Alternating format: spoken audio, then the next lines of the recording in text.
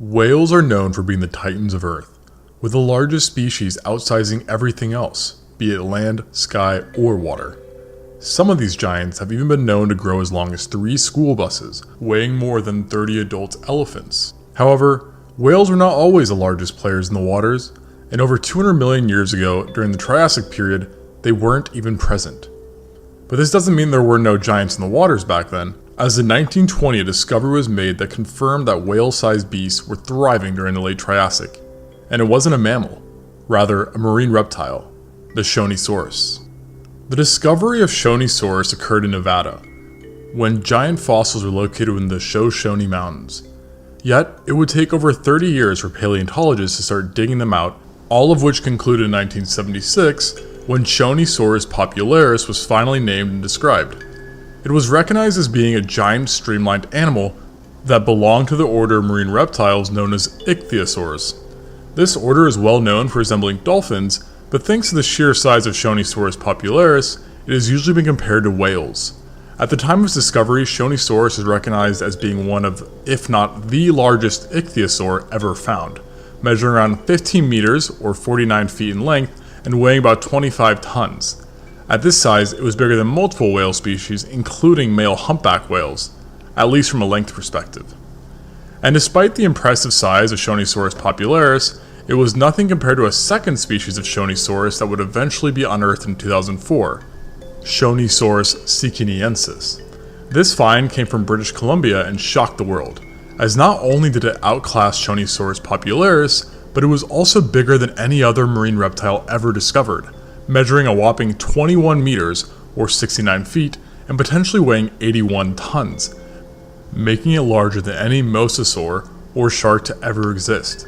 No one doubted the monstrous size of this behemoth, but not everyone was certain that it was a Shonisaurus.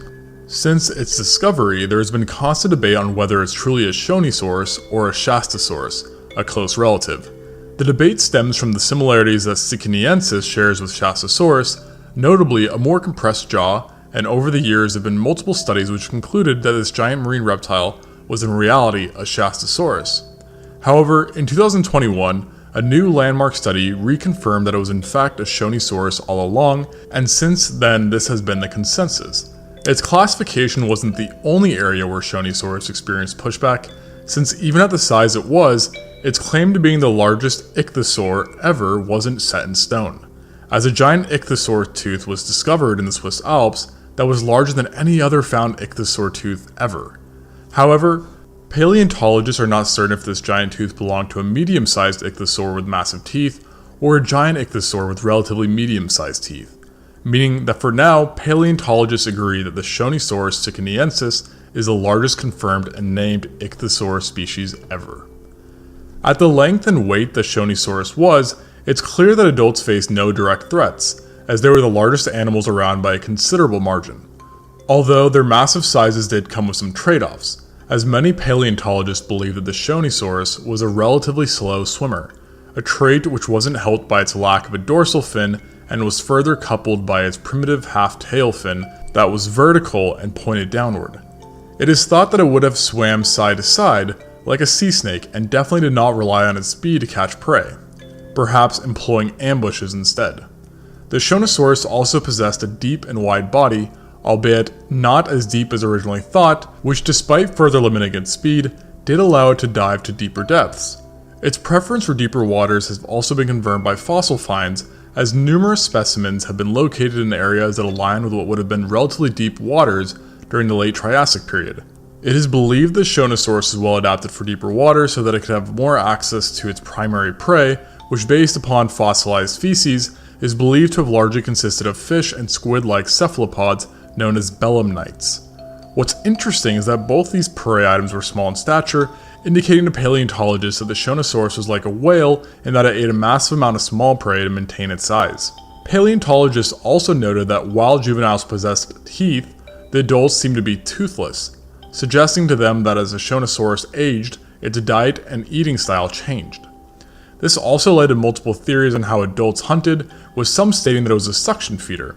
This belief of suction feeding became the consensus for many years. However, in recent times there has been some challenges to this idea, with certain paleontologists claiming that the Shonosaurus was actually a giant bloodthirsty leviathan that could and would hunt anything it saw.